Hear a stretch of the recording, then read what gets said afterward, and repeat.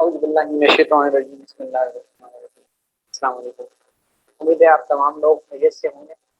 आज हमारी Python programming की जो कोर्स है उसकी क्लास 6 का आगाज़ करने जा रहे हैं। उम्मीद करता हूँ कि बहुत कुछ कवर कर चुके हैं लास्ट 5 क्लासेस में, और जो कुछ कवर कर चुके हैं वो तमाम तर चीज़ें आपको अच्छे से आती हैं। और अगर इनमें से कोई चीज़ ऐसी है जो आपको नहीं आती, जो आप यकीनन उसके बारे से पूछेंगे। कल क्विज हुआ था, क्विज का रिजल्ट आपको क्लास के एंड में हम जो है अनाउंस करेंगे। और अभी सबसे पहले अपनी क्लास का आगाज़ करते हैं।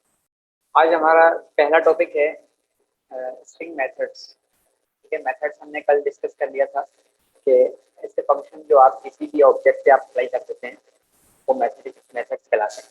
ठीक है, तो आज हमने वो मेथड्स देखने जो कि स्ट्रिंग पे अप्लाई कर सकते हैं। ठीक है, तो पाइथन में बहुत सारे ऐसे बिल्ट इन मेथड्स हैं जो आप यूज़ कर सकते हैं स्ट्रिंग्स में।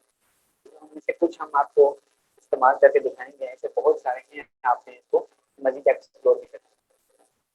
लेकिन एक बात याद रखने की है कि जितने भी स्ट्रिंग मेथड्स हैं वो रिटर्न करते हैं नई वैल्यू से।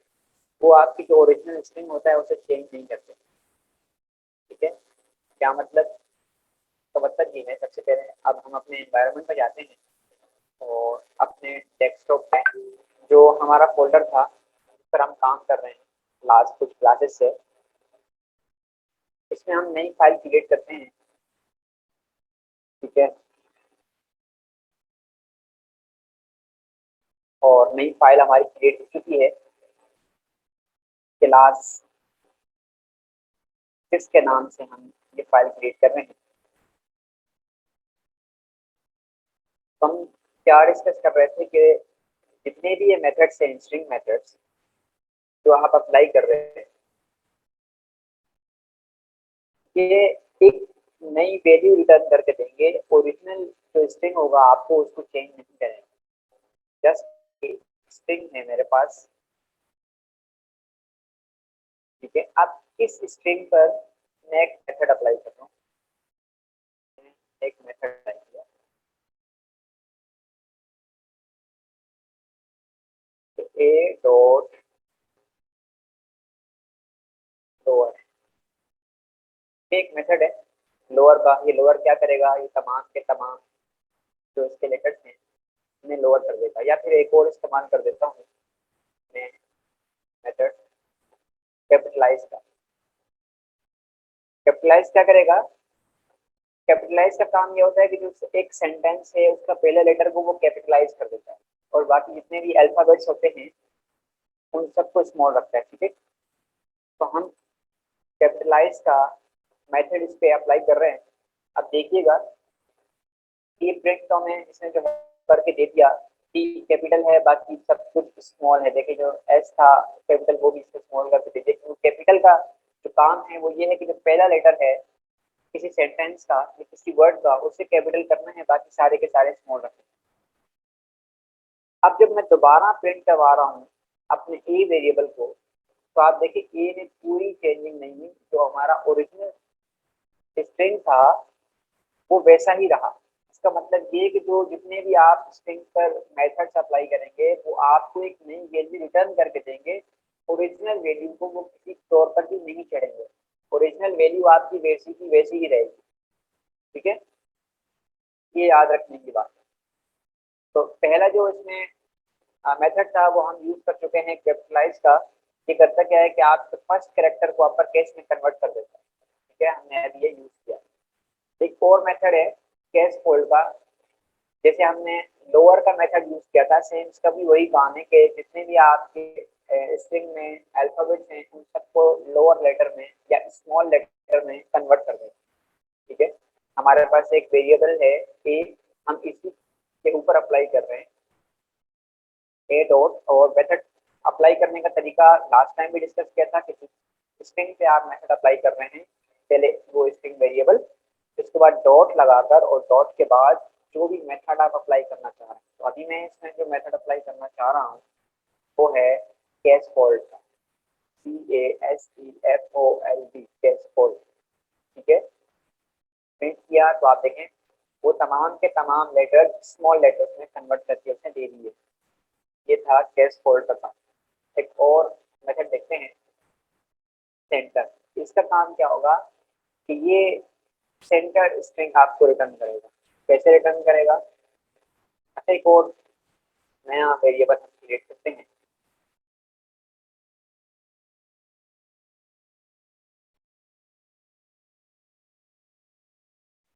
ठीक है, और अभी मैं इस पे अप्लाई करने जा रहा हूँ हमारा जो ये वाला मेथड है, डी डॉट। मेथड का नाम था सेंटर, और ये मैंने अप्लाई किया तो देखिए मसला है। ठीक है ना, कि एक आर्गुमेंट चाहिए आपको। अच्छा, आर्गुमेंट क्या चाहिए?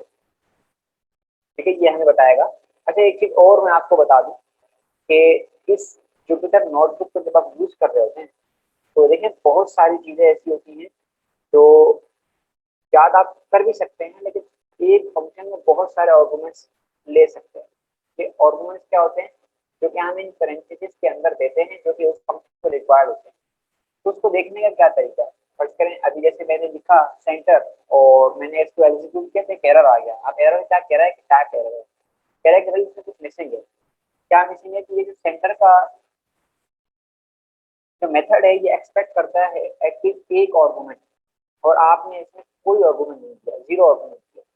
तो मैं चेक कर सकता हूँ इसको, इसकी जो डॉक्यूमेंटेशन है, क्योंकि ये एक प्री डिफाइंड मेथड है। तो जब ये मेथड किसी ने क्रिएट किया तो उसने साथ में थोड़ी सी डॉक्यूमेंटेशन भी बनाई होगी कि भाई इसके अंदर कितने आर्गुमेंट जा सकते हैं, कौन कौन सा आर्गुमेंट जा सकता है, कौन सा नहीं। ठीक है, तो हम क्या करेंगे, इसके पेरेंथेसिस में क्लिक करने के बाद हम यहाँ आने के बाद हम शिफ्ट और टैब प्रेस करेंगे।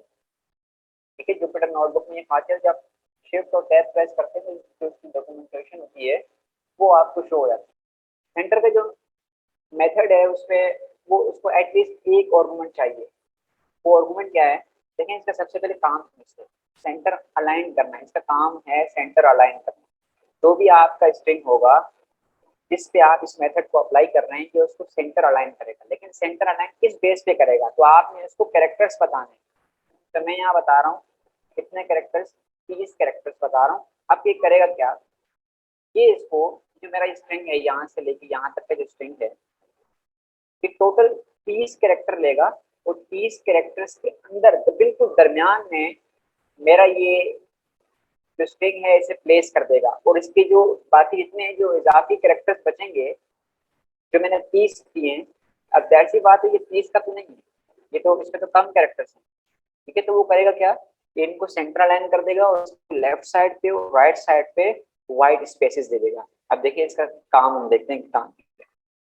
ठीक है, अभी देखिएगा कि यहाँ से लेके यहाँ तक के 30 कैरेक्टर्स बन रहे हैं, बिल्कुल इसके दरमियान में इसने इसको प्लेस कर दिया है, सेंटर अलाइन कर दिया है।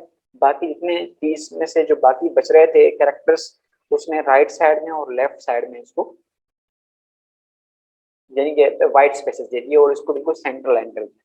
तो सेंटर मेथड का काम ये है, जब आप इसको आर्गुमेंट नहीं देंगे कोई भी तो ये क्या करेगा? एक एरर जनरेट करेगा। तो आपने एटलीस्ट इसको एक आर्गुमेंट पास करना है।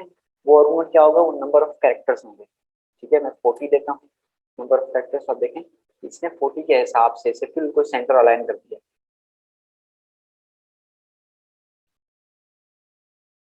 काउंट, नेक्स्ट हमारा जो मेथड है वो है काउंट। ये क्या करेगा? ये आपको बताएगा कि नंबर ऑफ टाइम्स जो स्पेसिफाइड वैल्यू है वो किसी एक स्ट्रिंग में कितनी दफा आ रही है, ये आपको बताएगा।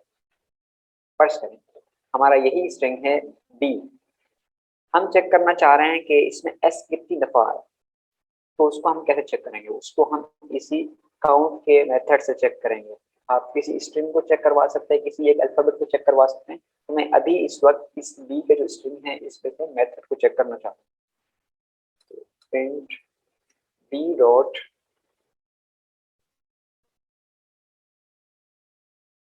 काउंट, एंड काउंट के अंदर अब देखें मैं इसको वैसे एग्जीक्यूट कर रहा हूँ नहीं, क्या करेगा? ये एरर जनरेट करेगा। क्यों? क्योंकि इसको भी एटलीस्ट एक आर्गुमेंट चाहिए और हमने इसे क्या दिया? कुछ भी नहीं दिया। दोबारा इसकी जब डॉक्यूमेंटेशन अगर आपने देखी है तो शिफ्ट प्लस टैब दबाएंगे तो ये इसकी डॉक्यूमेंटेशन नीचे आपको शो हो रही है, जो कि टॉप स्ट्रिंग जिसे कहते हैं। ठीक है, इसकी डॉक्यूमेंटेशन है, ये आपको बता रहा है कि इसके अंदर क्या क्या चीजें आ सकती हैं। ठीक है, और ये रिटर्न क्या करेगा, एक इंटीजर वैल्यू रिटर्न करेगा। ठीक है, return the number of non overlapping occurrences of सब स्ट्रिंग। ठीक है, अच्छा मैं चेक करना चाह रहा हूँ कि इसके अंदर एस कितनी दफा पास हो रहा है, तो देखते हैं कि एस क्या मुझे बता पाता है कि एस कितनी दफा आ रहा है। यस, 5 दफा इस स्ट्रिंग के अंदर एस आ रहा है। लिखते हैं इसको मैनुअली, 1 2 3 4 5। ठीक है, तो 5 दफा एस, आप कुछ भी जो है वो इसके अंदर किसी भी स्पेसिफिक स्ट्रिंग के अंदर आपने सब स्ट्रिंग चेक करवाना है, या उसमें से कोई अल्फाबेट चेक करवाना है कि भाई ये कितनी दफा ओकर हो रहा है इसके अंदर, ये कितनी दफा ये आ रहा है, तो वो आपको नंबर ऑफ काउंट्स बताएगा उसके। ठीक है, इंटीजर वैल्यू रिटर्न करेगा। दोबारा याद रखिएगा कि ये आपको एक नई वैल्यू रिटर्न करता है। ये आपका जो ओरिजिनल स्ट्रिंग है उसको ये किसी तौर पर भी चेंज नहीं करता। जो आपका ओरिजिनल स्ट्रिंग है वो वैसा का वैसा ही रहेगा। देखिए मैं इसको दोबारा बी को प्रिंट कर रहा हूँ, तो बी में किसी तौर पर भी कोई चेंजिंग नहीं हुई है। ठीक है, मैं जो भी मेथड अप्लाई कर रहा हूँ वो मेथड अपना काम करने के बाद मुझे एक कॉपी बनाकर एक नई वैल्यू रिटर्न कर रहा है, एक नई स्ट्रिंग जनरेट कर दे रहा है। ठीक है, तो ये काउंट का जो मेथड है वो इस तरह। तो इसमें बहुत सारे मजीद भी हमारे पास पाइथन में मेथड्स हैं, और हर मेथड का एक अलग काम है, तो आपने उसको उनको एक्सप्लोर भी करना है, उनकी वर्किंग को अच्छे तरीके से समझना है। अब हम नेक्स्ट टॉपिक देखते हैं, पाइथन में बूलियंस। लास्ट टाइम भी मैंने लास्ट कल जिक्र किया था बूलियंस, थोड़ा सा बताया था कि बूलियन जो है डेटा टाइप पाइथन में होती है, जो सिर्फ और सिर्फ दो वैल्यूज होती है। ठीक है, ट्रू और फॉल्स, इनको हम कहते हैं बूलियन वैल्यूज। प्रोग्रामिंग में अक्सर जो है आपको जरूरत पड़ती है किसी भी एक्सप्रेशन को एवेलुएट करने की, ये जानने की कि क्या ये एक्सप्रेशन ट्रू है या फॉल्स। आप किसी भी एक्सप्रेशन को एवेलुएट कर सकते हैं पाइथन में, और उस एवेलुएशन के बाद आप इन दोनों में से आपको कोई एक आंसर मिलेगा। अगर तो एवेलुएशन करने के बाद वो एक्सप्रेशन ठीक है तो आपको ट्रू मिलेगा, और अगर वो फॉल्स है तो आपको फॉल्स मिलेगा। ठीक है, इसी तरह आप जब दो वैल्यूज को कंपेयर करते हैं, फिर वो एक्सप्रेशन जब एवेलुएट होती है तो पाइथन आपको रिटर्न करता है बूलियन आंसर। किस तरीके से बूलियन हमारे पास पाइथन में हम लिखते हैं इस तरीके से, टी कैपिटल और F capital, true and false. ठीक है, मैं इसको किसी वेरिएबल में सेव भी कर सकता हूँ, ट्रू और बी में फॉल्स। ठीक है, याद रखिएगा कि एफ और ट्रू कैपिटल रखना है आपने। जब आप जैसी टी और एफ को कैपिटल रखेंगे तो उसका कलर चेंज हो जाएगा। क्यों? क्योंकि ये पाइथन में कीवर्ड है, या आप इसको किसी और पर्पस के यूज नहीं कर सकते। अच्छा, तो हम कह रहे थे कि पहली चीज तो ये कि इसको हम, ये कहाँ रिटर्न होगा मुझे, तो मैं कोई एक एक्सप्रेशन एवेलुएट करवाता हूँ, तो पाइथन देखेगा कि ये एक्सप्रेशन ठीक है तो मुझे वो ट्रू रिटर्न करेगा, अगर तो वो ठीक नहीं है तो फॉल्स रिटर्न करेगा। प्रिंट करवाते हैं, प्रिंट करवाते हैं कि चलिए कंपेयर करके देखते हैं कि दो वैल्यूज को। 8 इज लेस देन 4। वैसे आप देख के बताएं कि क्या 8 छोटा है 4 से या नहीं। तो 8 यकीनन 4 से छोटा नहीं है, इसका मतलब फॉल्स देना चाहिए इसे, ये फॉल्स देगा। ठीक है, आपके एक्सप्रेशन को इवेलुएट करने के बाद ट्रू या फॉल्स में आंसर आपको प्रोवाइड करेगा। ठीक है, इसकी एग्जांपल कुछ यहाँ पर भी मौजूद है, एक एग्जांपल मैंने आपको करवाई है, एक और देख लेते हैं।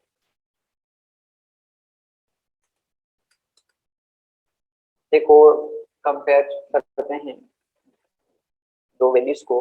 लेकिन इस दफा मैं हार्ड कोडेड वैल्यूज को नहीं, बल्कि दो वेरिएबल्स को कंपेयर करवाऊंगा। तो एक वेरिएबल्स को मैंने दिया 78 वैल्यू, और एक वेरिएबल को मैंने दी है 89। अब मैं ये चेक करवाना चाह रहा हूँ कि अगर d माइनस सी करूँ तो क्या वो बराबर होगा 8 के। क्या किया मैंने कहा d में से अगर आप c को माइनस कर दो तो ये जो साइन है, ये हम ऑपरेटर्स आगे हमारा टॉपिक है, हमने उसमें देखना है।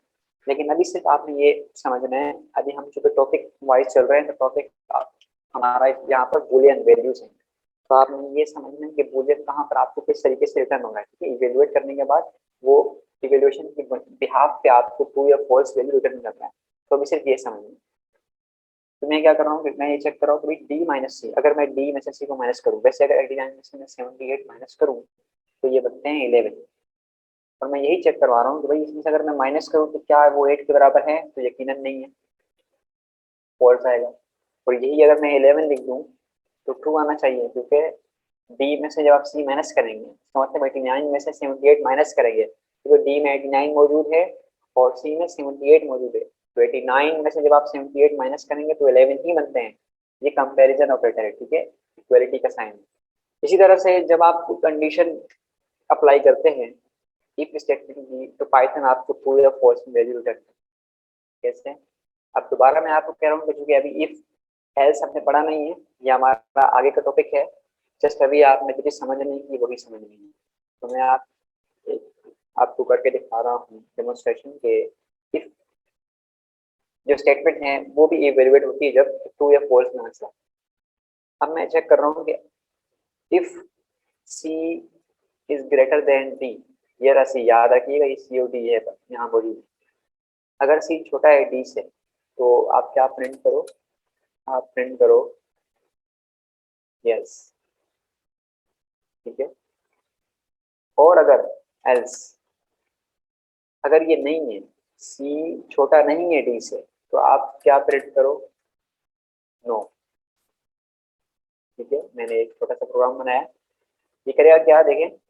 सबसे पहले ये इफ की जो स्टेटमेंट एग्जीक्यूट होगी तो वो चेक करेगा क्या सी छोटा है डी से, तो यहाँ पर वो चेक करेगा हाँ उसको सी मिल जाएगा छोटा डी से, तो इसका मतलब वो क्या रिटर्न होगा, ट्रू रिटर्न होगा। जब ट्रू रिटर्न होगा तो ट्रू रिटर्न होने के बाद ये वाली स्टेटमेंट वो रीड करेगा, अदरवाइज इसको रीड नहीं करेगा, इसको एग्जीक्यूट नहीं करेगा। अगर वहां पर उसको फॉल्स रिटर्न हुआ तो वो इसको एग्जीक्यूट नहीं करेगा, ठीक है। ट्रू और फॉल्स यहाँ पर भी रिटर्न होगा। अच्छा, फिर ये जब इफ की स्टेटमेंट कॉल हो गई तो फिर वो एल्स को चेक नहीं करेगा, क्योंकि यहाँ उसको ट्रू मिल गया है। ट्रू मिलने के बाद उसने ये वाली स्टेटमेंट यहाँ से पढ़ ली, इसको एग्जीक्यूट करवा दिया, बस इनफ, एल्स रीड नहीं करेगा। लेकिन अगर यहाँ पर उसको फॉल्स मिला फिर वो एल्स की स्टेटमेंट में आएगा और एल्स की ये वाली जो स्टेटमेंट है इसको एग्जीक्यूट करेगा। इसका मतलब ये है कि अब चूंकि सी छोटा है डी से तो उसको यस प्रिंट करना चाहिए। जी बिल्कुल, उसने यस प्रिंट कर दिया। और अगर मैं इसको थोड़ा सा चेंज करूँ, मैं यहाँ दूँ 98, तो यकीनन 98 छोटा नहीं है 89 से, तो अब क्या प्रिंट करना चाहिए, नो। तो सबको एग्जीक्यूट नहीं करवाना है, तो पहले एग्जीक्यूट करवाते हैं एंड देन अब चेक, ठीक है। तो इस तरीके से आपने देखा ट्रू एंड फॉल्स कहाँ पर रिटर्न हो रहा है। इसकी एग्जाम्पल अभी हमने यही एग्जाम्पल इसी तरीके से की है, ठीक है। ये सेम एग्जाम्पल आपको मैंने स्लाइड में दी है। इसी तरह पाइथन में बहुत सारे बिल्ट इन फंक्शंस हैं जो कि बूलियन वैल्यू रिटर्न करते हैं, ठीक है। जैसे एक इस इंस्टेंस का फंक्शन, ये क्या होता है, इसको आप यूज कर सकते हैं ये देखने के लिए कि क्या एक पर्टिकुलर वेरिएबल है क्या वो इसी डेटा टाइप का है, इस तरीके से इसको जो है वो इसका इस्तेमाल करते हैं। तो इस इंस्टेंस का जो फंक्शन है ये चेक करता है कि क्या जो भी आपका ऑब्जेक्ट है वो इंटीजर है या नहीं, ठीक है। इसका एग्जांपल ये देखिए, हम करके भी देखते हैं।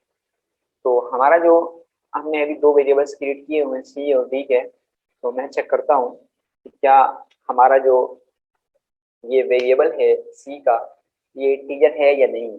तो वो मुझे देखिएगा वैल्यू किस में रिटर्न करें, कौन सी वैल्यू रिटर्न करें, प्रिंट, और प्रिंट के बाद इस इंस्टेंस का फंक्शन है। अब याद रखिएगा ये फंक्शन है, तो फंक्शन जो है वो मेथड्स और फंक्शन एक सेम नहीं है, उनको अप्लाई करने का तरीका अलग है। मेथड्स को हम किस तरीके से अप्लाई करते थे, ऐसे वेरिएबल लिखते थे, वेरिएबल के साथ डॉट और डॉट के आगे हम क्या करते थे, मेथड कॉल करते थे। लेकिन अब जब बात फंक्शन की आएगी तो फिर ये वेरिएबल यहाँ नहीं आएगा, ठीक है।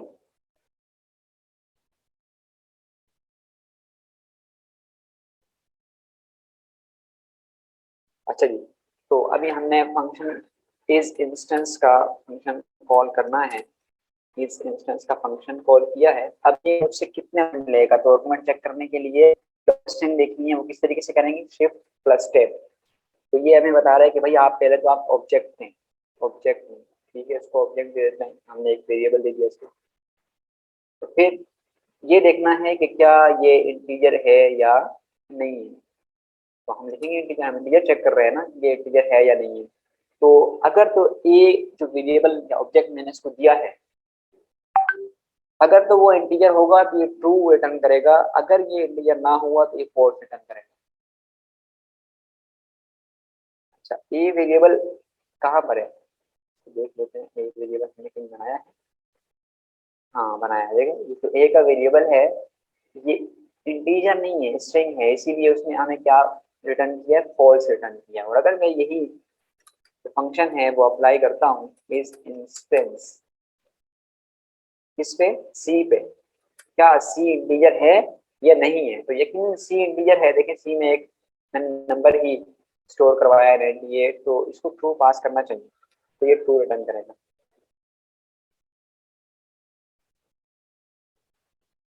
अब आते हैं पाइथन ऑपरेटर्स में, तो यहाँ तक किसी का सवाल है तो वो पूछ सकते हैं जल्दी से, मैं 2 से 3 मिनट आपको देता हूँ।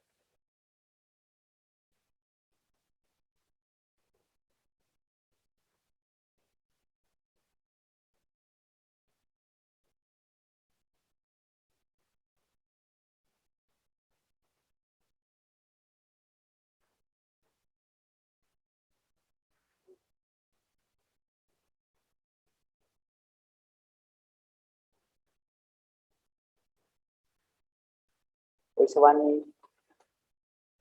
कहाँ पर ट्रू आ रहा है आपका सुमैया। देखें कोई भी अगर आपने सवाल पूछना होता है या कुछ भी, तो काइंडली थोड़ा सा इसकी वजाहत किया करें, कि उसको जो है आंसर देने में आसानी हो। अब दरमियान से एक बात को अगर आप पूछेंगे तो वो उसके कॉन्टेक्स्ट में मालूम ही नहीं होगा, इंटीजर और नॉट इस इंस्टेंस। तो आपके पास जो ए होगा तो यकीनन आपने ए के अंदर इंटीजर वैल्यू पास की होगी। जब आपने ए के अंदर इंटीजर वैल्यू ही पास की होगी तो फिर वो आपको ट्रू ही रिटर्न करेगा। लेकिन अगर ए के अंदर, जैसे अभी मेरे पास तो ए के अंदर इंटीजर वैल्यू नहीं थी, ठीक है, मैं आपको अपनी अगर नोटबुक दिखाऊं तो ये देखिए मेरे पास तो ए के अंदर इंटीजर वैल्यू नहीं है, इसलिए मेरे पास फॉल्स है। ठीक है, तो वो तो सिनेरियो बेस्ड है, वो तो अगर आपके पास उस तरह की वैल्यू है तो वो उस बेस पे आंसर देगा आपको। तो फर्स्ट टॉपिक देखें, इसीलिए हम 2 से 3 या 4 मिनट का वेट करते हैं, ताकि अगर किसी जो है वो दोस्त ने ज्वाइन करना हो तो वो कर ले। क्योंकि हम ज़्यादा अगर हम लेट करेंगे तो चूंकि हमने सिलेबस भी कवर करना है और बड़ा डीप लेके चल रहे हैं, नहीं तो होता क्या है कि ये सिर्फ और सिर्फ जो पूरा कोर्स है हमारी, ये 10 क्लासेस की मार है, आराम से कौन सा 10 क्लासेस में हम करवा सकते हैं कवर। लेकिन चूंकि बहुत डिटेल में लेके जा रहे हैं तो फिर एक एक चीज़ समझानी पड़ रही है और इसके लिए हमें बहुत ज़्यादा वक्त दरकार है। ठीक है, तो हमने उस चीज़ को भी देखना है। तो फाइनली आपसे दरख्वास्त सिर्फ इतनी है कि आप वक्त पे ज्वाइन किया करें, ताकि अब ये तो अंडरस्टूड सी बात है कि क्लास के शुरू में अगर आपको कुछ समझ नहीं आएगा तो पूरी क्लास में आपको कुछ समझ आएगा ही नहीं। शुरू के टॉपिक होते ही इस तरह से कि वो फिर अगले टॉपिक से इंटर रिलेटेड होते हैं।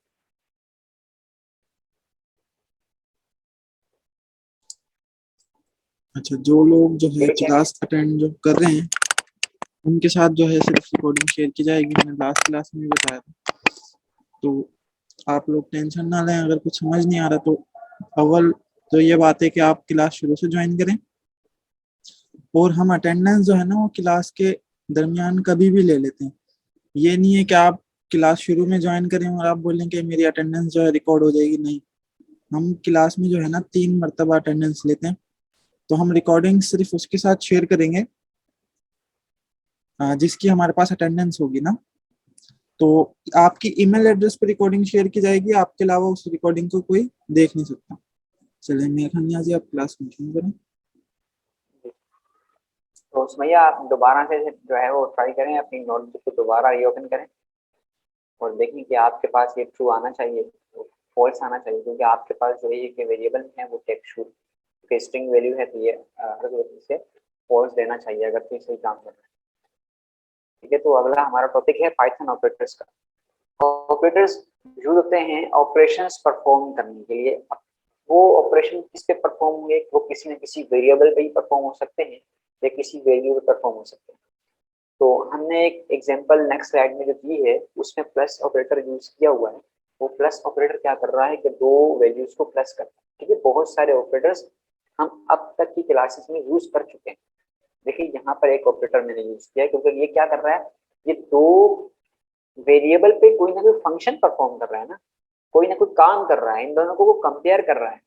ये चेक कर रहा है कि ये छोटा तो नहीं है, सी इज लेस देन डी, तो ये ऑपरेटर है। ठीक है, ऑपरेटर क्या होगा, वो ऑपरेंड्स के ऊपर ऑपरेशन परफॉर्म करेगा। वो ऑपरेंड्स जो है आपके वो वेरिएबल भी हो सकते हैं या वो हार्ड कोड वैल्यूज भी हो सकते हैं। ठीक है, इसी तरह आपने देखा होगा जब हम हर दफा ये ऑपरेटर इस्तेमाल कर रहे हैं, असाइनमेंट ऑपरेटर, कोई भी किसी वेरिएबल में वैल्यू असाइन करने के लिए, तो ये ऑपरेटर यूज हो रहा है। इसी तरह से हम प्लस माइनस के ऑपरेटर भी यूज कर चुके हैं। ठीक है, ये देखें, ये माइनस का ऑपरेटर मैंने यूज किया, तो हम अब तक बहुत सारे ऑपरेटर्स को यूज कर भी चुके हैं। तो अब हमने उनको डिटेल में देखना है, टॉपिक वाइज क्या आया, ऑपरेटर होते क्या है, उनका इस्तेमाल क्या है, कौन कौन से कितनी टाइप्स के ऑपरेटर्स होते हैं। ठीक है, ये था कि आपको ऑपरेटर्स होते क्या। 5 मिनट लगे हैं, तो इस 5 मिनट जैसी ये मीटिंग है ये ऑटोमेटिकली जब एंड हो जाएगी तो दोबारा इसी मीटिंग को आपने ज्वाइन करना है। ठीक है, बगैर किसी ताकीद। तो पाइथन में जो ऑपरेटर्स डिवाइड होते हैं वो इन ग्रुप्स में होते हैं। ठीक है, 6 ग्रुप्स हैं जिनमें पाइथन डिवाइड होते हैं। एक है arithmetic operator, assignment operators, comparison operators, logical operators, identity operators and membership operators. ठीक है, ये सारी की सारी ऑपरेटर्स की काइंड्स हैं। तो हम एक एक करके इन सबको देखेंगे। सबसे पहले हैं arithmetic operators. Arithmetic operators use करते हैं आप किसी भी न्यूमेरिक वैल्यू पे, न्यूमेरिक वैल्यू मतलब नंबर्स पे, उनमें कोई भी जो कॉमन मैथमेटिकल ऑपरेशन है परफॉर्म करने के लिए आप अर्थमेटिक ऑपरेटर्स को यूज करते हैं। फॉर एग्जाम्पल ये ऑपरेटर्स हैं, ये इनके नाम हैं। पहला ऑपरेटर प्लस हम बार बार यूज कर चुके हैं। ठीक है, तो एक एक करके हम इसका इस्तेमाल भी देखते हैं। तो पहला जो ऑपरेटर है वो है प्लस का। ठीक है, तो कैसे करेंगे, मैं प्रिंट करवाता हूँ। 6 + 9, 6 + 9 15 होते हैं। ठीक है, तो ये पहला ऑपरेटर का इस्तेमाल है, सिंपल। यानी कि जो अर्थमेटिक ऑपरेटर बड़े ही सिंपल से हैं और सिंपल कैलकुलेशन के लिए, जो मैथमेटिकल कैलकुलेशन है वो किसी भी न्यूमेरिकल वैल्यू पे परफॉर्म करने के लिए आपने यूज करते हैं। दूसरा है सब्ट्रैक्शन। सब्ट्रैक्शन भी इसी तरीके से। ठीक है, 619 - 6, ये तो हार्ड कोडेड वैल्यूज को माइनस करवा रहा हूँ, आप वेरिएबल को भी कर सकते हैं। ठीक है, जैसे मैंने ऊपर किया हुआ D - C, मैं दोबारा कर D - C या C - D करके देखते हैं। ठीक है, तो 9 सी में क्या था, सी में मेरे पास था 98, 98 - 89, 90 बनते हैं। ठीक है, तो ये सब्ट्रैक्शन ऑपरेटर था। इसी तरह मल्टीप्लिकेशन ऑपरेटर, मल्टीप्लाई करने के लिए स्टेरिक यूज करते हैं। तो यहाँ 2 × 3 स्टेरिक ऑपरेटर यूज करेंगे मल्टीप्लिकेशन के लिए। 2 × 3 6। इसी तरह डिवीजन के लिए, डिवाइड करने के लिए हम जो है वो डिवाइड का साइन, ठीक है, ये फॉरवर्ड स्लैश का साइन यूज करेंगे। 6/3, तो आंसर आना चाहिए 2। 6/3। ठीक है, आंसर आ रहा है। अब ये जो हमारा, याद रखिएगा, जो सिंगल फॉरवर्ड स्लैश होता है वो हमें फ्लोट में वैल्यू रिटर्न करता है। ठीक है, आगे हमारे पास है जिसमें डबल फॉरवर्ड स्लैश है, जिसे हम फ्लोट डिवीजन कहते हैं। जब मैं उसको यूटिलाइज करूँ इसी चीज़ पे, तो वो क्या करेगा, वो हमें इंटीजर वैल्यू फराम करेगा। ठीक है, वो हमें इंटीजर वैल्यू फराम करता है।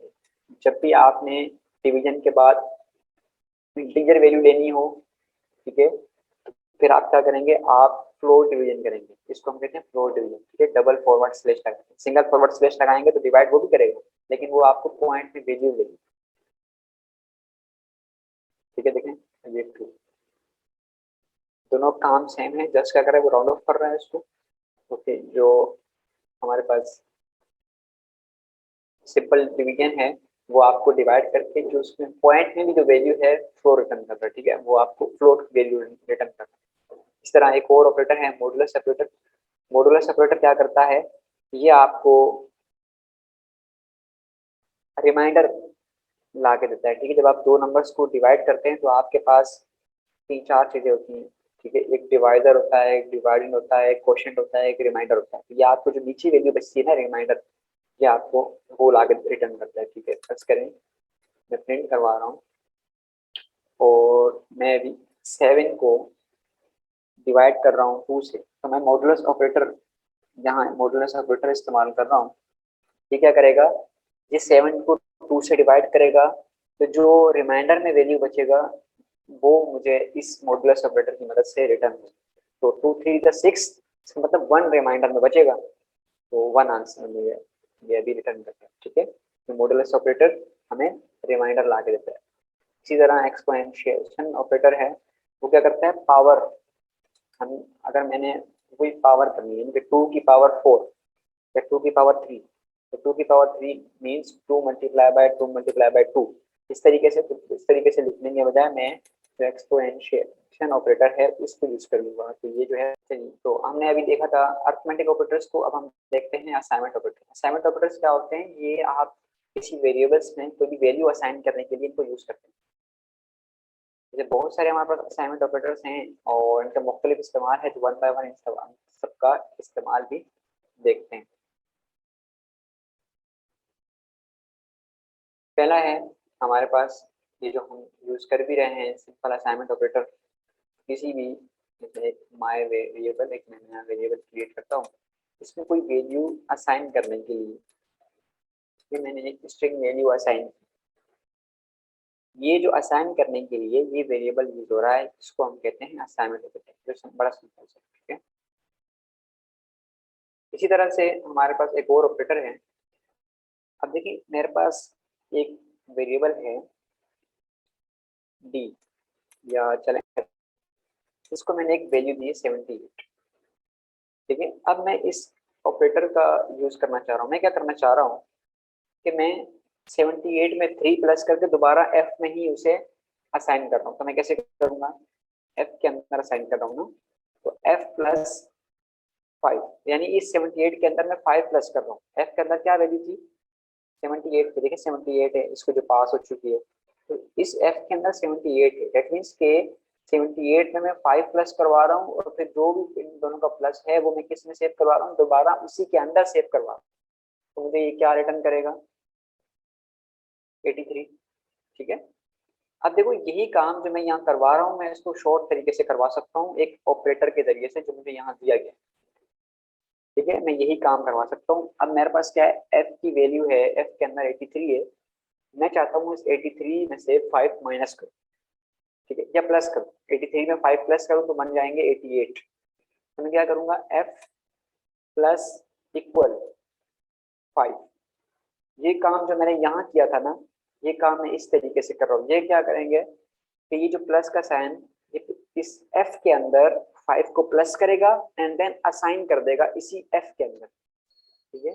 जब मैं इसको एग्जीक्यूट करवा रहा हूँ, तो देखिए इसको 83 में जब हम 5 प्लस करेंगे, क्योंकि इसकी पहली वैल्यू क्या थी 83, तो 83 में जब 5 प्लस हो गया, डेट मीन्स क्या, इसकी वैल्यू क्या हो जानी चाहिए, 88 हो जानी चाहिए, ठीक है। तो ये ऑपरेटर का ये काम है। जो काम हमने यहाँ इस तरीके से किया था, वो हम शॉर्ट तरीके से इस तरह कर रहे हैं। इसी तरह एक और ऑपरेटर है कि आपने क्या करना है, फर्ज करें अभी मेरे पास f की वैल्यू 88 है, मैं चाहता हूँ यहाँ 5 माइनस कर दूँ। तो एक तरीका तो हमने देखा कि इस तरीके से है कि f माइनस 8 करके मैं दोबारा असाइन ही f को कर दूँ, तो क्या हो जाएगा, 88 में से 5 माइनस करेंगे तो 78 हो जाएगा। मैं f आपको शो करवा रहा हूँ। अच्छा फिर 8 माइनस किया ना, 8 माइनस किया तो ठीक है 80। अच्छा अब मैं चाह रहा हूँ कि मैं यही काम करवाऊँ, लेकिन मैं उस ऑपरेटर के जरिए से करूँ। तो मैं किस तरीके से करूंगा, अब चूंकि f की वैल्यू 80 है, मैं इसमें से 5 माइनस करवाना चाह रहा हूँ और दोबारा असाइन भी f में ही करवाना चाह रहा हूँ। मैं क्या करूंगा, f माइनस इक्वल, ठीक है, माइनस से क्या होगा, माइनस कर देगा, और फिर माइनस करने के बाद जो वैल्यू आएगी दोबारा f के अंदर असाइन भी कर देगा। ठीक है। तो मैं 5 को क्या करना चाह रहा हूँ, इसमें से माइनस करवा के दोबारा असाइन करवा रहा हूँ इसको। जब 80 में से 5 माइनस करूंगा तो इसका मतलब ये है कि जब दोबारा अब मैं f की वैल्यू चेक कर रहा हूँ तो 75 बचनी चाहिए। ठीक है, तो इसका इस्तेमाल ये है। इसी तरह से सबका इस्तेमाल सेम है। आप देखें इसमें जो साइन है ये आप देखें ये माइनस का है, दैट मीन्स कि ये क्या करेगा, माइनस करेगा उसके अंदर से। और फिर ये मल्टीप्लाई का साइन है क्योंकि स्टेरिक है, तो स्टेरिक क्या करेगा, मल्टीप्लाई करके दोबारा उसमें असाइन कर देगा। ठीक है, चलिए मैं एक और डेमोन्स्ट्रेट करवाता हूँ। एक आखिरी कि एफ, मैं क्या करना चाह रहा हूँ, इस एफ चूंकि 75 है, मैं ये करना चाह रहा हूँ कि एफ को 2 से मल्टीप्लाई करवाऊँ। एफ 2 जा 75, 2 जा 150 बनते हैं, और फिर इस 150 को असाइन कर रहा हूँ एफ के अंदर। ठीक है, एफ की वैल्यू चेक कर रहा हूँ 150। अब देखिए यही काम मैं इस ऑपरेटर से करना चाह रहा हूँ। बाकी इक्वल टू लगा हुआ है, डेट मीन्स कि ये असाइन तो करेगा ही करेगा। ठीक है, असाइनमेंट ऑपरेटर लगा हुआ है ना, तो असाइन तो करना ही है इसमें, लेकिन ये क्या करेगा, साथ में एक और ऑपरेशन भी परफॉर्म करेगा जो इससे पहले जो साइन दिया हुआ है। यहाँ पर माइनस दिया हुआ है, डेट मीन्स के पहले क्या करेगा, ये माइनस करेगा एंड देन उसको असाइन करेगा। ये मल्टीप्लाई का जब स्टेरिक दिया हुआ है तो डेट मीन्स कि ये पहले क्या करेगा, मल्टीप्लाई करेगा एंड देन उसमें असाइन करेगा। ठीक है, तो एक डेमोन्स्ट्रेट में आप ही करवा दूं। अभी हम यही काम जो मल्टीप्लाई वाला है वो अपने इस ऑपरेटर के जरिए से करवा रहे हैं। तो क्या मल्टीप्लाई करवाना है पहले एंड देन असाइन करवाना है, तो इस तरीके से आप करेंगे। और अभी हमारे पास f में 150 है, तो इसका मतलब अगर मैं 2 से इसको मल्टीप्लाई करवाऊँ और फिर दोबारा उसी में असाइन करवाऊँ तो ये मुझे क्या, इसके अंदर कितनी वैल्यू आनी चाहिए, 300 होना चाहिए इसके अंदर। तो देखें इसके अंदर 300 मौजूद है। ठीक है, तो इसका क्या है, ये सेम है यहाँ इसके जो है वो सेम इसकी जो नॉर्मल एग्जीक्यूशन है वो यहाँ बताई गई है। इसी तरह जो डिवाइड वाला है, डिवाइड में क्या होगा कि इस तरीके से कि आप x में से 3 डिवाइड करें एंड देन x को असाइन करें, तो वही काम शॉर्ट में आप इस तरीके से कर रहे हैं। मॉडुलस ऑपरेटर के इस्तेमाल में हमने देख लिया था। ठीक है, हमने जो है वो फ्लोर डिवीजन भी देख लिया था, एक्सपोनेंशियल भी देख लिया था। ठीक है, तो इन दो का इस्तेमाल एक दफा जिसमें मुझे कंफ्यूजन है वो देखकर और फिर दोबारा मैं इसको समझाऊंगा आपको। ठीक है, तो इसको स्किप करते हुए आगे चलते हैं और अपना कंपैरिजन ऑपरेटर की तरफ। तो कंपैरिजन ऑपरेटर यूज होते हैं दो वैल्यूज या दो से ज्यादा वैल्यूज को कंपेयर करने के लिए। ठीक है, तो हमारे पास काफी सारे कंपैरिजन ऑपरेटर्स हैं, तो वन बाय वन इनको भी देखते हैं कि इनका इस्तेमाल है क्या। सबसे पहला जो कंपैरिजन ऑपरेटर है वो इक्वल टू का साइन है। हमने ऊपर इसको, अगर आपको याद हो तो हमने कहीं पर इस्तेमाल किया भी है इस अपनी आज की इस फाइल में, इक्वालिटी का साइन कहीं पर यूज किया। ये देखिए, तो ये कंपैरिजन ऑपरेटर्स हैं। एक मैं वेरिएबल बना रहा हूँ ए जिसके अंदर दे रहा हूँ 78 और एक और दे रहा हूँ डी जिसके अंदर वैल्यू है 96। तो मैं अभी कंपेयर करवाना चाह रहा हूँ, मैं चेक करना चाह रहा हूँ कि क्या ए बराबर है डी के। तो वो बराबर के लिए अगर मैं सिंगल इक्वल लगा दूंगा, ये तो असाइनमेंट ऑपरेटर है जो हम यूज करते हुए भी आ रहे हैं, इसका इस्तेमाल भी हम देख चुके हैं कि असाइन करने के लिए। ठीक है, किसी वेरिएबल को कोई वैल्यू असाइन करने के लिए। लेकिन अगर इक्वलिटी का साइन चेक करना है, आपने इक्वलिटी देखनी है, तो फिर आपने ये कंपैरिजन ऑपरेटर जो कि इक्वलिटी का है वो आपने यूज करना है। इस इक्वलिटी के कंपैरिजन ऑपरेटर में क्या है, डबल इक्वल टू का साइन लगेगा। ठीक है, तो ए इक्वल डी हमने ये चेक करना है।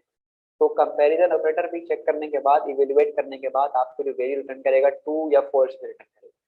ठीक है, तो ये चेक करेगा, इवेल्युएट करेगा, ए डी के बराबर है, अगर तो डी के बराबर है तो ट्रू रिटर्न कर देगा, अगर डी के बराबर नहीं है ए फिर फॉल्स रिटर्न। ठीक है, अभी इस सूरत में जो हमारे पास ए और डी वेरिएबल थे जिसके अंदर 78 और 96 वैल्यू थी, वो दोनों आपस में बराबर नहीं है, इसीलिए ए और डी बराबर ना होने की सूरत में उसने फॉल्स रिटर्न किया है। अगर मैं दोनों को इक्वल कर दूं फिर ये क्या रिटर्न करेगा, ट्रू। इसी तरह नॉट इक्वल टू का साइन है। अब देखें ये दोनों ए और डी बराबर हैं, और अगर मैं ये चेक करवाऊँ कि भाई ये दोनों बराबर नहीं है, यानी कि not equal to, a is not equal to, not equal to का जो ऑपरेटर है वो किस तरीके से है, हमारे पास इस तरीके से नॉट इक्वल टू का ऑपरेटर यूज होगा। ठीक है, डबल इक्वलिटी का जब साइन होगा तो वो इक्वल टू है, एक इक्वल टू का साइन है और एक जो है वो ये साइन है, तो फिर ये नॉट इक्वल टू है, यानी कि A is not equal to D. मैं अब ये चेक करवाना चाह रहा हूँ कि क्या ए नॉट इक्वल टू है डी के बराबर नहीं है। अगर तो ये बराबर होगा तो फॉल्स रिटर्न करेगा, अगर बराबर नहीं होगा तो ट्रू रिटर्न करेगा। अब चूंकि ये बराबर था तो उसने फॉल्स रिटर्न किया, क्योंकि मैं चेक ही यही करवा रहा हूँ ना कि क्या ए डी के बराबर नहीं है, उसने कहा नहीं है बराबर। अगला जो ऑपरेटर है वो है ग्रेटर देन। अब ये चेक करवाते हैं कि क्या ए डी से बड़ा है, ए इज ग्रेटर देन डी, तो ये भी ट्रू या फॉल्स नहीं रिटर्न करेगा। अब चूंकि ए और डी दोनों बराबर हैं तो इसको क्या रिटर्न करना चाहिए, फॉल्स। और अगर इन दोनों में ए को बड़ा कर दूं 100, तो अब देखिए ए 100 हो चुका है तो 196 से बड़ा है, तो इसका मतलब ए जब ये कंपेयर होगा यहाँ पर तो उसको यहाँ पर मिलेगा 100, 100 इज ग्रेटर देन 96, तो ये अब क्या रिटर्न करेगा, ट्रू। इसी तरह नेक्स्ट जो हमारे पास ऑपरेटर है वो है लेस देन का।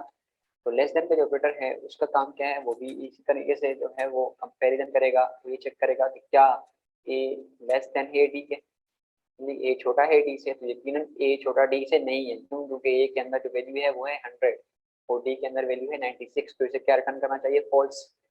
और अगर यही मैं चेक करवाऊँ डी के हिसाब से कि डी छोटा है ए से, यानी डी इज लेस देन ए, तो ट्रू करना चाहिए उसे, ठीक है। तो ये कंपैरिजन ऑपरेटर है। इसी तरह से एक और है ग्रेटर देन और इक्वल टू। मैं प्रिंट करवा रहा हूँ कि डी इज ग्रेटर देन और इक्वल टू ए। अब देखिए दो चीजें चेक करेगा, पहले वो इसके अंदर जो सिंगल सिंगल कंपैरिजन हो रहा था इसके अंदर दो चीजें चेक करेगा। एक तो ये चेक करेगा क्या डी बड़ा है ए से, चूंकि यहाँ पर देखें एक साइन है ग्रेटर देन का, और दूसरा है ये असाइनमेंट, यहाँ जो असाइनमेंट ऑपरेटर लगा हुआ है, लेकिन ये दोनों मिला के ग्रेटर देन और इक्वल टू बन रहे हैं, ठीक है। यानी कि अब ये चेक करेगा अगर डी से बड़ा है, अगर डी बड़ा है ए से तब भी ट्रू, अगर डी बराबर है ए के तब भी ट्रू रहेगा, ठीक है। अब दो चीजें दोबारा बता रहा हूँ कि ये जो ऑपरेटर है ये चेक कर रहा है ग्रेटर देन और इक्वल टू, लिख भी रहा हूँ, ग्रेटर देन और इक्वल टू, ठीक है। इसका जो मतलब है ग्रेटर देन और इक्वल टू, मतलब ये चेक करेगा क्या ये इससे ग्रेटर है, अगर ग्रेटर है मतलब डी बड़ा है ए से तब भी ट्रू देगा, अगर डी बड़ा है ट्रू से जो है वो डी ए से बड़ा नहीं है तो फिर दोबारा ये चेक करेगा इक्वल टू, अगर वो इक्वल हैं तब भी ट्रू, अगर ये दोनों चीजें फॉल्स हो रही हैं तब जाके वो फॉल्स करेगा। अब इस सूरत में जो हमारे पास डी था वो है 96, इसका मतलब ये जब चेक करेगा 96 को ए से, यानी कि 96 को 100 से, तो 96 बड़ा नहीं है 100 से, एक जगह पे उसने जब चेक किया तो उसको फॉल्स मिला, लेकिन जब वो इक्वलिटी चेक करेगा तो 96 100 के इक्वल भी नहीं है, इसका मतलब ये क्या रिटर्न करेगा, फॉल्स। इसी तरह से जो लास्ट हमारे पास कंपैरिजन ऑपरेटर है वो लेस देन और इक्वल टू है। अब देखें यहाँ पर हमने क्या चेक करवाया, ग्रेटर देन और इक्वल टू, अब हम चेक करवाएं लेस देन और इक्वल टू। तो लेस देन क्या करेगा, अभी कोई दो चीज चेक करेगा, पहले चेक करेगा क्या ये डी छोटा है ए से, तो डी में हमारे पास क्या है 96, डी में हमारे पास 96 है और ए में 100 है, तो अब देखें डी जो के अंदर जो 96 है जब ये कंपेयर होगा ए से और ए के अंदर क्या मौजूद है 100, तो 96 100 से छोटा है, ठीक है, बिल्कुल सही है। तो इसका मतलब दोबारा इसको आगे चेक करने की जरूरत ही नहीं है, यहीं पर इसको ट्रू मिल गया। लेकिन अगर ये छोटा ना होता, ये दोनों बराबर होते, तब भी क्या करता है ये उसे ट्रू ही रिटर्न करता है, क्यों, क्योंकि जब इसको ये पहले चेक करता डी इज लेस देन ए, कि भाई डी छोटा है ए के, तो उसको यहाँ पर फॉल्स मिलता है, क्योंकि डी ए के छोटा नहीं, ए से छोटा नहीं है, दोनों बराबर हैं। तो फिर जब दोबारा अगले हिस्से में वो इक्वलिटी चेक करता तो फिर उसको जो है वो ट्रू रिटर्न करना पड़ता कि हाँ भाई ये दोनों तो क्या है आपस में बराबर ही हैं, ए में भी 100 है और टी में भी 100 है, तो जब ये दोनों इवेल्युएट होंगे तो ट्रू रिटर्न होगा, क्यों, क्योंकि डी लेस देन तो नहीं है ऐसे, लेकिन इक्वल जरूर है। यहाँ तक किसी का कोई सवाल नहीं, करने से आगे जाए। दो से ज्यादा वैल्यूज को अगर आपको कंपेयर करके दिखाना हो तो कैसे करेंगे, कैसे करेंगे, फर्ज करें ये एग्जाम्पल, आप एग्जाम्पल क्या करना चाह रहे हैं, कैसे दो से ज्यादा, ठीक है। फर्ज करें मैं ये कर रहा हूँ कि T minus T is less than A, यहाँ पर ये नहीं होगा माइनस प्लस से। आप मुझे बताएं क्या करना चाह रहे हैं, मतलब उस हिसाब से, पर दोनों वैल्यूज इक्वल हुई तो sir greater and less than में अगर दोनों वैल्यूज इक्वल हुई तो दोनों वैल्यूज इक्वल हुई तो फॉल्स देगा। क्यों? क्योंकि जब ग्रेटर चेक करेगा तो उसको फॉल्स मिलेगा, ग्रेटर तो नहीं है ना भाई कोई एक वैल्यू, दोनों बराबर है। और अगर सिर्फ लेस देन चेक करेगा तब भी उसको फॉल्स ही मिलेगा। लेकिन अगर लेस देन और इक्वल टू होगा तो फिर वो ट्रू रिटर्न करेगा, क्योंकि लेस देन तो नहीं है लेकिन इक्वल टू तो मिल गया उसको। इसी तरह जब ग्रेटर देन और इक्वल टू पे जो आपने ऑपरेटर लगाया होगा तो फिर उसको तब भी ट्रू मिलेगा। क्यों? क्योंकि चलो ग्रेटर देन तो नहीं है लेकिन इक्वल टू तो है ना। कहीं आप इस तरीके से तो नहीं कहना चाह रहे कि भाई जैसे मैं 1 is less than 2 and 2 is less than 3, इस तरह इस तरीके से कहना चाह रहे हैं। तो अब देखें ये तो क्या आपके ख्याल में क्या रिटर्न होना चाहिए इसमें? ट्रू रिटर्न होना चाहिए ना। जब भी कंपेयर करेगा 1 को 2 से उसको ट्रू मिलेगा, यानी कि 1 छोटा है 2 से। तो फिर जब उसको कंपेयर करेगा तब भी उसको जो है वो ट्रू यहाँ पर आएगा या फॉल्स आएगा? ट्रू आएगा। और कोई? ट्रू आएगा। चलिए करके देखते हैं ट्रू आएगा या फॉल्स आएगा। ट्रू है, सही, ठीक है। तो इस तरीके से आप कंपेयर कर सकते हैं इसमें। लेकिन इसका जो असल जो इस्तेमाल है ना दो से ज्यादा या दो वैल्यूज को कंपेयर करने का, उसमें दूसरे जो ऑपरेटर्स हैं जो आगे हम पढ़ने वाले हैं उनका इस्तेमाल भी होगा। फर्ज करें 1 equal to 3 and 4 is less than 5। इस तरह से ये जो एंड और के जो साथ में जो हमारे पास लॉजिकल एंड लॉजिकल और के जो ऑपरेटर्स इस्तेमाल होने के बाद फिर इसका असल इस्तेमाल जो है वो दो से ज्यादा वैल्यूज में तब आता है। ठीक है, इस तरह से। तो इसको हम आगे जो ये हमारे पास ये है एंड ऑपरेटर, ठीक है, तब हम देखेंगे इसमें। तो अब देखिए इसमें क्या चेक करेगा। अगेन वो एंड ऑपरेटर का जो कॉन्सेप्ट आपको याद होना चाहिए जो मैंने ऊपर समझाया है। ये क्या करेगा, पहले ये देखेगा भाई 1 इक्वल टू 3 है कि नहीं। तो 1 इक्वल टू 3 है कि नहीं, यहाँ ट्रू आएगा या फॉल्स आएगा यहाँ तक जब वो एग्जीक्यूट करेगा। जल्दी जल्दी आंसर देती है। 1 इक्वल टू 3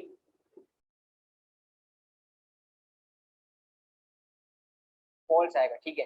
फिर यहाँ चेक करेगा 4 इज लेस देन 5, ट्रू या फॉल्स? ट्रू। एक जगह क्या आ गया, फॉल्स, एक जगह क्या आ गया, ट्रू। याद रखें जब ये है एंड ऑपरेटर, एंड ऑपरेटर में क्या होता है कि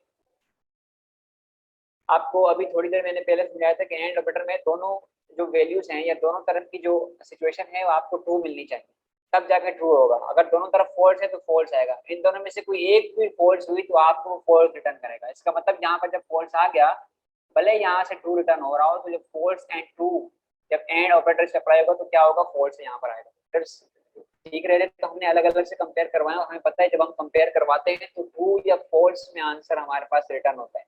ठीक है, तो जब यहाँ तक ये एग्जीक्यूट करेगा हमारा जो पाइथन का इंटरप्रेटर है वो ए इज लेस देन बी देखेगा। तो आप देखें ए और बी के पास क्या है, ए में भी 8 है, बल्कि ये वाला नहीं है, इसके बाद ये 78 और 87। ए में क्या है, 78 है, बी में 87 है, तो 78 इज लेस देन 87। यहाँ तक क्या आएगा भाई, ट्रू आएगा या फॉल्स आएगा?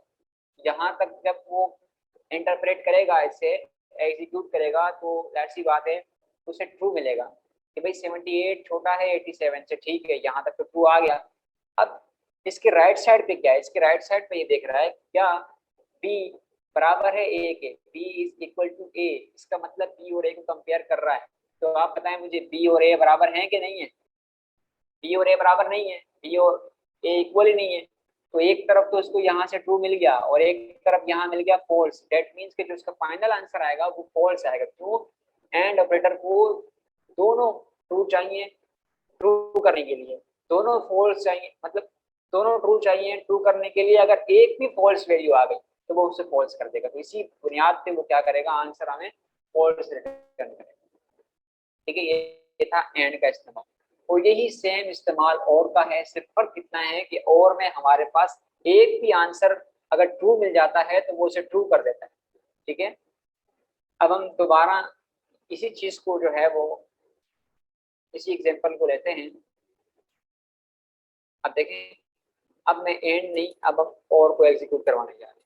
और में क्या होता है कि उसको अगर एक भी ट्रू मिलेगा लेफ्ट साइड से या राइट साइड से, एक भी ट्रू मिल जाएगा। लेफ्ट साइड में ए इज लेस देन बी क्या है, तो यहाँ ट्रू मिल रहा है, बी इक्वल टू ए यहाँ फॉल्स मिल रहा है, लेकिन एक तो ट्रू मिल गया ना। जैसे ही और को एक ट्रू मिलेगा तो उसका जो फाइनल आंसर होगा वो ट्रू है।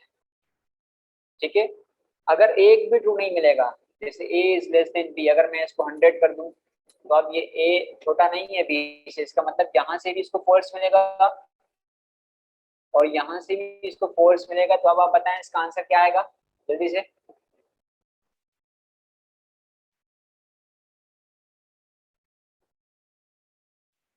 जल्दी जल्दी जल्दी। फॉल्स आएगा, ठीक है शाबाश, फॉल्स है। क्यों? क्योंकि उसको एक भी ट्रू नहीं मिला, तो उसको एक भी कंडीशन अगर ट्रू मिल जाती है तो वो ट्रू कर देगा। ये और का, ठीक है, यही फर्क है। तीसरा हमारे पास ऑपरेटर है नोट। नोट क्या करता है? रिवर्स कर देता है। अगर उसका फाइनल आंसर ट्रू आ रहा है तो वो उसे क्या करेगा? रिवर्स कर देगा। ट्रू का अपोजिट क्या है? फॉल्स। और अगर फाइनल आंसर फॉल्स आ रहा है तो उसका जो रिवर्स है या उसका अपोजिट क्या है? ट्रू। फर्ज करें मैं इसी पूरे के ऊपर नोट अप्लाई कर रहा हूँ। नोट कैसे अप्लाई करूंगा? नोट इस तरीके से अप्लाई करूंगा, ठीक है, ठीक है। नोट लिखेंगे और नोट के अंदर कंडीशन देंगे, ठीक है। तो अभी हम क्या करते हैं, हमारी कंडीशन में इसको वही रहने दे रहा हूँ। सिर्फ नोट क्या करता है, नोट का काम ये है कि इसको रिवर्स कर देगा। देखें नोट ने क्या किया।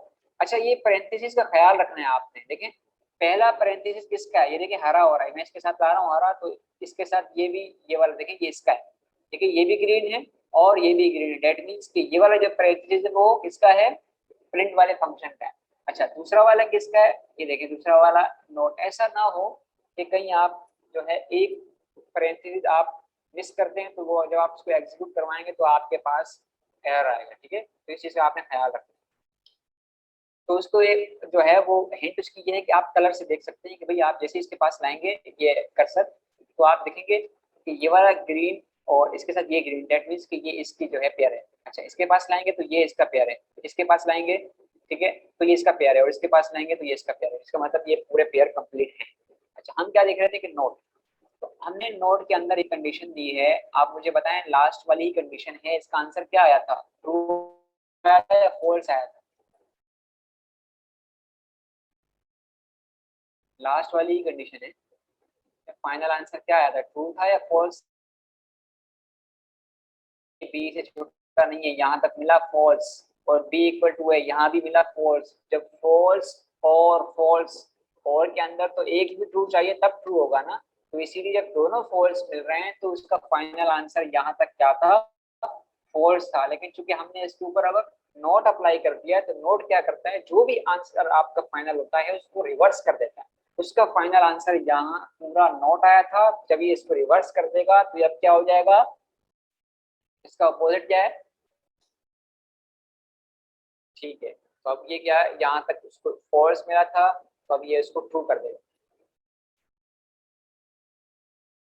ठीक है। इन तीनों में कोई प्रॉब्लम? नॉट, एंड, और।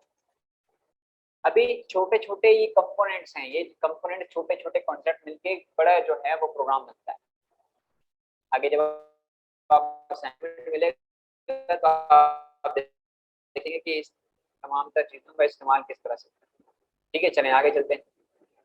अब हमारे पास जो लास्ट जो कैटेगरी थी वो है आइडेंटिटी ऑपरेटर्स की। तो आइडेंटिटी ऑपरेटर्स यूज करते हैं ऑब्जेक्ट्स को कंपेयर करने के, बल्कि ये लास्ट नहीं है, सेकंड लास्ट पास कैटेगरी है। आइडेंटिटी ऑपरेटर्स यूज करते हैं ऑब्जेक्ट्स को कंपेयर करने के, कि भाई ये क्या किसी कोई एक सेम ऑब्जेक्ट तो नहीं है, ठीक है। अच्छा, बाजार जो है आपको वो अलग दिख रहे होंगे, लेकिन वो एक ऑब्जेक्ट तो नहीं है कहीं, सिर्फ ये चेक करवाना है इसमें, या फिर इसका मेमोरी लोकेशन सेम तो नहीं है। कैसे? इसका इस्तेमाल क्या है, चले देखते हैं। हमारा जो टॉपिक है वो क्या है? Identity operators. मैंने एक वेरिएबल क्रिएट कर रहा हूँ, वेरिएबल 1, जिसमें क्या है 78। अच्छा, बार बार 78 दे दे के कुछ और नया कर देते। फिर एक और वेरिएबल है वेरिएबल 2, जिसके अंदर मौजूद है 45। चले 32 इधर, वेरिएबल 1 में क्या है 32, वेरिएबल 2 में क्या है 32। अच्छा, तो अब मैं क्या कर रहा हूँ, मैं ये चेक कर रहा हूँ ये दोनों ऑब्जेक्ट सेम हैं कि नहीं है। तो मैं क्या ऑपरेटर यूज करूंगा, ये आइडेंटिटी ऑपरेटर यूज करूंगा। इसमें हमारे पास दो किस्म के ऑपरेटर हैं, एक इज है एक इज नॉट है। पहले मैं इसको अप्लाई करूंगा। अब देखिए पाइथन क्या है, एक इंटेलिजेंट ऑपरेटर बेस्ड जो है वो लैंग्वेज है। मैं बार बार इसको रिपीट करता हूँ। बहुत सारी ऐसी चीजें जो ये इंटेलिजेंटली चलता है, यानी कि उस चीज को डायग्नोज करता है, दिखता है और फिर आपके काम को सिक्योर बनाता है, आपके काम को बड़ा एफिशिएंट बनाता है। तो एफिशिएंसी में एक चीज आती है मेमोरी यूजेज, ये स्टोरेज कितना ले रहा है। अब देखिए एक वैल्यू है आपने दो वेरिएबल्स के अंदर स्टोर की है, यही वैल्यू आपने एक वेरिएबल वेरिएबल 1 के अंदर स्टोर की है और यही वैल्यू वेरिएबल 2 के अंदर स्टोर की है। अब अगर वैल्यू एक है तो फिर आपने दो वेरिएबल में क्यों सेव की है।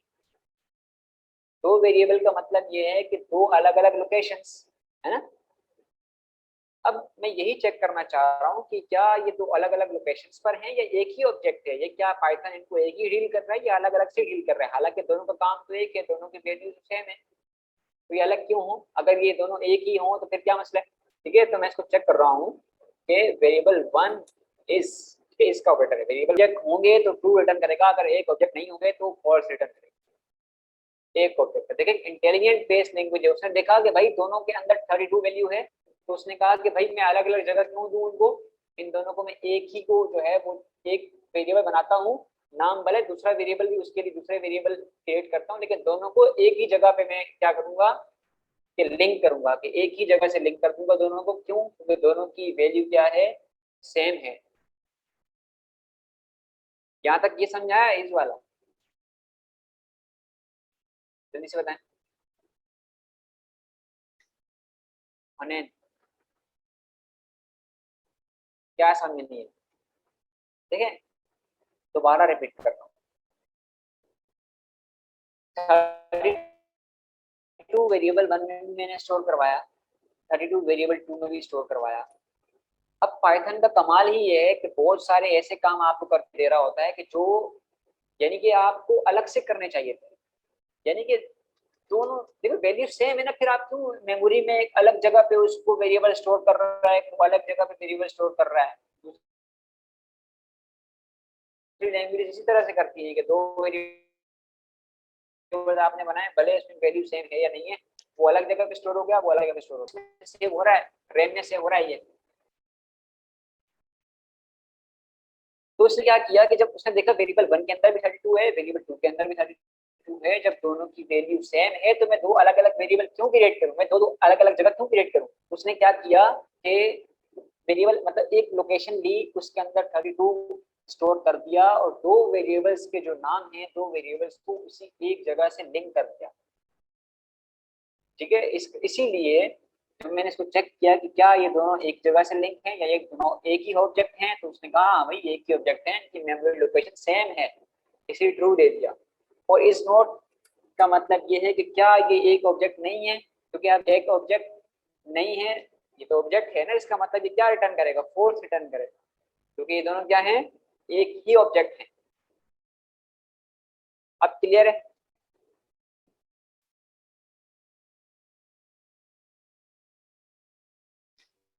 अगर साथ साथ कोई जो है वो एग्जीक्यूट करवाता जा रहा है कमांड, चीजें उसको समझ में आ रही होंगी। अच्छा, इसको एक और डेमोन्स्ट्रेट मतलब एक और एग्जांपल लेते हैं। एक वेरिएबल है ए जिसके अंदर 78 है, एक वेरिएबल है बी जिसके अंदर ए की वैल्यू ही मैं स्टोर करवा रहा हूँ। ठीक है, अब मुझे आंसर आप खुद देंगे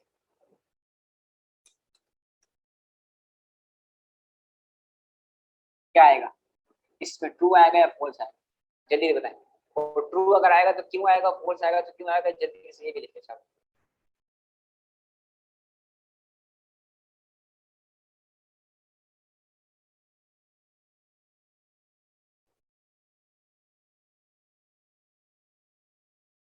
ट्रू आएगा क्यों, क्योंकि ये दोनों एक ही बराबर है। सही है, देखो क्या किया आपने 78 को ए के अंदर स्टोर कर दिया, ठीक है, फिर ए की ही वैल्यू को बी के अंदर स्टोर करती है। इसका मतलब ये कि मैं जब बी को कॉल करूंगा तो क्या आएगा, 78 को पॉइंट आउट करेगा, ए को ही है, ए को पॉइंट आउट करेगा और ए के अंदर 78 मौजूद है।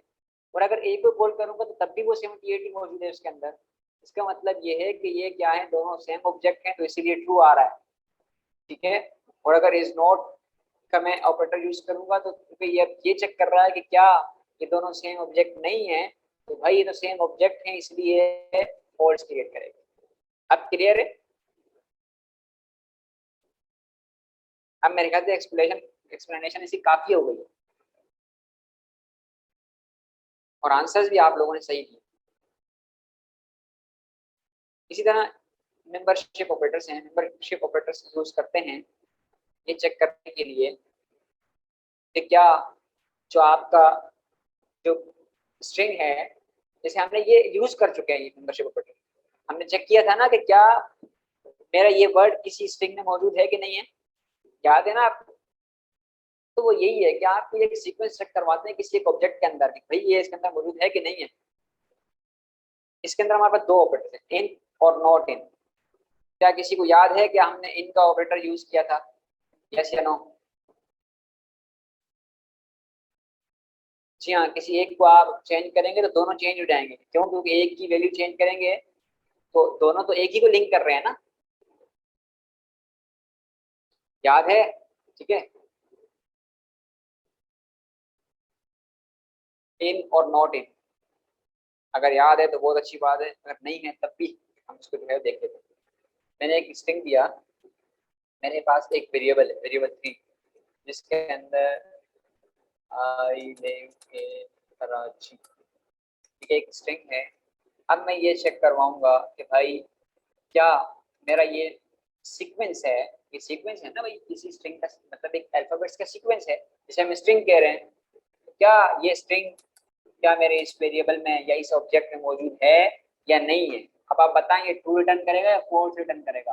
क्या लिव मौजूद है वेरिएबल 3 के अंदर या नहीं? Live in 3, live in variable 3 true return करेगा। क्यों? क्योंकि लिव तो मौजूद है उसके अंदर। और अगर मैं लिव्स कर दूं, अब आप बताएं ट्रू है कि नहीं है, क्या लिव्स मौजूद है उसके अंदर या नहीं? तो यकीनन क्या देगा, आंसर करें जल्दी, फॉल्स रिटर्न करेगा। क्यों? क्योंकि लिप्स तो मौजूद ही उसके अंदर नहीं है। तो हमने क्या देखना होता है, सीक्वेंस देखना होता है। एक हमारे पास इन है और एक इन नॉट इन है, ठीक है, नॉट इन यानी कि इसका अपोजिट। अब क्या चेक करेगा, लिव नॉट इन वेरिएबल 3, भाई लिव वेरिएबल 3 के अंदर नहीं है। वेरिएबल 3 के अंदर है तो इसका मतलब ये फॉल्स रिटर्न करेगा। अगर ये वेरिएबल 3 के अंदर नहीं होता तो ट्रू रिटर्न, ठीक है, तो अपोजिट है। उन्हें सवाल करें आप। यस, उन्हें आप सवाल कर सकते हैं, अपने हैंड रेज किया। और आप दोबारा जो ज्वाइन हुए हैं आपने अपने साथ जो है ना अपना रोल नंबर नहीं लिखा है।